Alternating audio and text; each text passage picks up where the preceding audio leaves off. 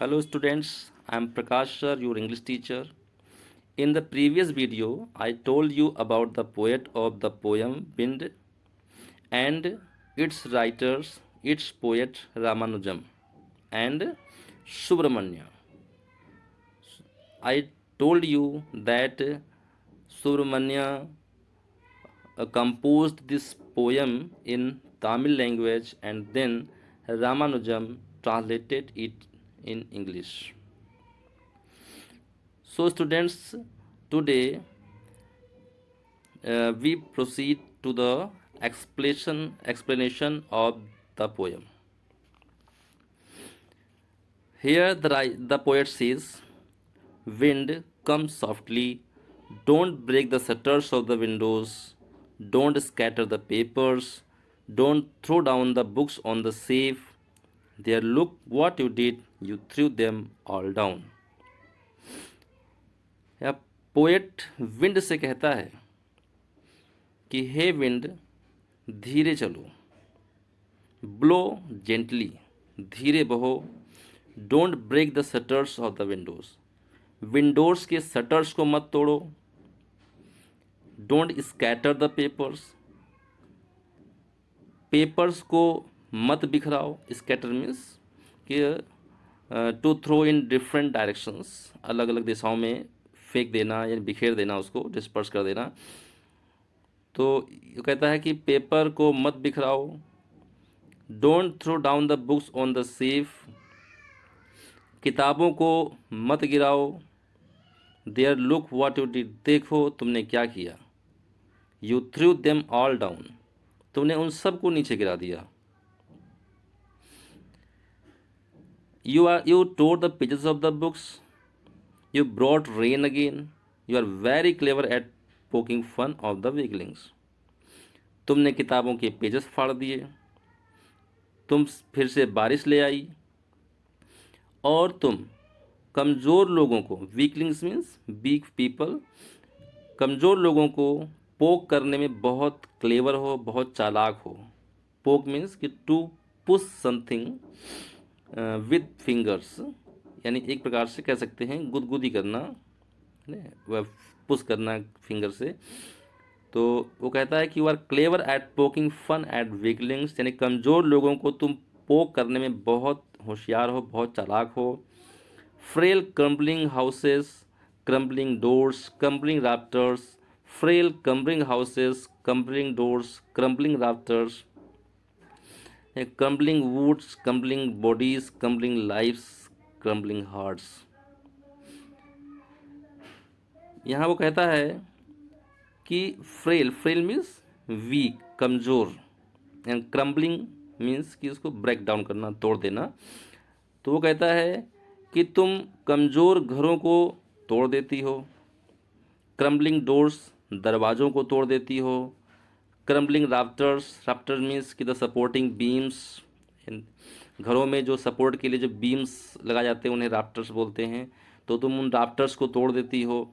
Crumbling would, तुम woods को, लकड़ियों को, पेड़ पौधों को जो है तोड़ देती हो। क्रम्बलिंग बॉडीज़, बॉडीज़ को तुम तोड़ देती हो, शरीर को तोड़ देती हो।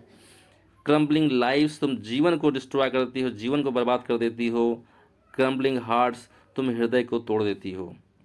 ये हृदय को तोड़ने का मतलब कि लोगों को होपलेस कर देती हो, निराश कर देती हो, उनके हृदय को तोड़ देती हो। The wind god winnows and crushes them all, वो कहता है कि विंड गॉड, तुम जो है लोगों को विनोज करती, विनोज मीन्स होता है कि उसका जो मीनिंग होती है वो होती है ओसाना, यानी कि जैसे गांव में आप लोगों ने देखा होगा कि जब हवा तेज़ चलती है तो लोग अपना अनाज जो होता है वो उस हवा में ले जा करके ऊपर से गिराते हैं, तो उसका भूसा जो होता है वो अलग हो जाता है, और जो दाने दाने होते हैं वो वहाँ पे नीचे गिर जाते हैं।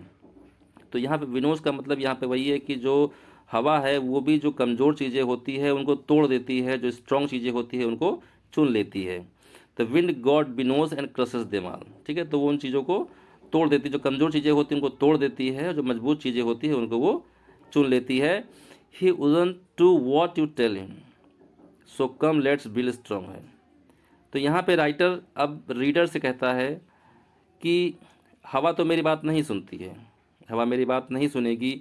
इसलिए हम लोग क्या करें कि अब हम लोग जो है अपने घरों को मजबूत बनाएं। लेट्स बिल्ड स्ट्रांग होम्स, यानी कि हम अपने घरों को मजबूत बनाएं। Let's join the doors firmly, अपने दरवाज़ों को मजबूती के साथ में फिट करें। Practise to firm the body, अपने शरीर को मजबूत बनाएं, को दृढ़ बनाएं। मेक द हार्ट स्टेडफास्ट, अपने हृदय को मजबूत बनाएं, उसको फर्म बनाएं। Do this and the wind will be our friend with us. वो कहता है कि अगर ऐसा तुम कर लेते हो, अगर ऐसा करने में सक्षम होते हो, तो यही विंड जो डिस्ट्रक्टिव है, जो बहुत सारा लॉस करती है, वो हमारी फ्रेंड बन जाएगी और फिर वो कंस्ट्रक्टिव हो जाएगी। वही विंड हमारे लिए निर्माणकारी हो जाएगी। The wind blows out weak fires. अब वो एग्जाम्पल देता है कि जिस प्रकार से जो हवा होती है वो हल्की आग को बुझा देती है। जस्ट इमेजिन द कैंडल्स, जैसे कि कैंडल्स होती है, कैंडल्स में हल्की आग होती है और हवा तेज चलती है तो हवा जो है बुझ जाती है। या जैसे दिया है, दिया में जैसे जो उसकी लौ होती है, तेज हवा आती है तो बुझ जाती है। तो यहाँ पे बहुत अच्छा एग्जाम्पल दिया है पोएट ने कि जो हवा है वो हल्की आग को बुझा देती है। He makes strong fire roar and flow, जबकि जो तेज आग होती है, तो हवा जब तेज आग से गुजरती है तो आग जो होती है और भी ज़्यादा बढ़ जाती है। तो हिज फ्रेंडशिप इज़ गुड। तो यहाँ पे राइटर कहता है कि हवा के साथ फ्रेंडशिप अच्छी है। अगर हम उसके साथ फ्रेंडशिप कर लेते हैं तो उसकी फ्रेंडशिप अच्छी है, ठीक है। लेकिन अब उससे फ्रेंडशिप करने के लिए हमें मजबूत बनना होगा, अपने बॉडी, अपने माइंड को फर्म बनाना होगा, मजबूत बनना होगा, ठीक है। अगर हम वीक बनेंगे, वीक रहेंगे तो हम हवा को अपना दोस्त नहीं बना सकते। तो इसीलिए राइटर कहता है कि अगर हवा को अपना दोस्त बनाना है तो अपने आप को मजबूत बनाओ।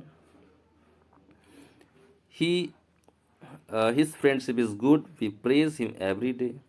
अगर हम उससे दोस्ती कर लेते हैं तो हम उसकी तारीफ़ करेंगे, क्योंकि फिर हवा जो है हमारे लिए कंस्ट्रक्टिव हो जाएगी और फिर हम उसकी तारीफ़ करेंगे।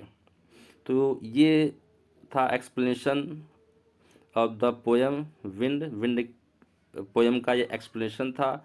अब इसके हम पोएटिक डिवाइसेस को देखते हैं।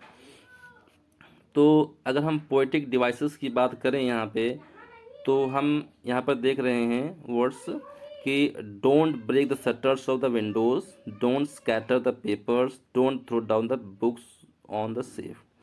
यानी यहाँ पे डोंट डोंट डोंट यहाँ पे रिपीट हुआ है।